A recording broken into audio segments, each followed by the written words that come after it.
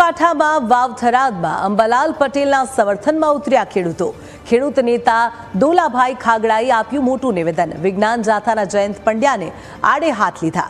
હવામાન વિભાગ કરતા અંબાલાલ પટેલ અને પરેશ ગોસ્વામી પર વધુ ભરોસો છે। વાવણી અને લણણી માટે વર્ષોથી આગાહીકારોનો સહારો લેવામાં આવે છે।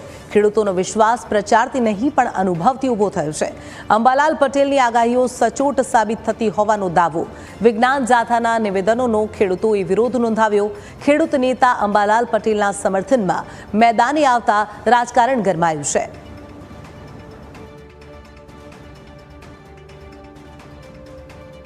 દરેક વાતના પુરાવા ના મળે, જ્યાં આગળ આસ્થા હોય છે, જ્યાં આગળ જ્ઞાન હોય છે, એ પૂર્વજોનું જ્ઞાન છે। હોળીના દિવસે કયો પવન વાયો તો એનો નોંધ કરીને એ પવનથી 72 દિવસે આ જગ્યાએ વરસાદ થાય એ બધું એ વિજ્ઞાન અલગ છે। આ ગઢીઓનું વિજ્ઞાન છે, આ વડીલોનું વિજ્ઞાન છે, અને એ વિજ્ઞાન થકી અંબાલાલ પટેલ આપણને આગાહી કરતા હોય છે।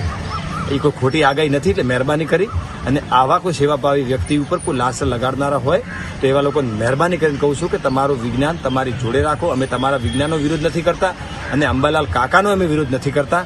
તમે બંને જગ્યા બંને સાચા છો, પણ એકબીજાને પુરાવાની જરૂર નથી હોતી। હવામાન ખાતાની આગાહી છેલ્લા 10 વર્ષથી જે રીતે આવે છે એના પ્રમાણે અંબાલાલ કાકાની જે આગાહી આવે ને એના હિસાબે અમે વાવણી બી કરીએ છીએ।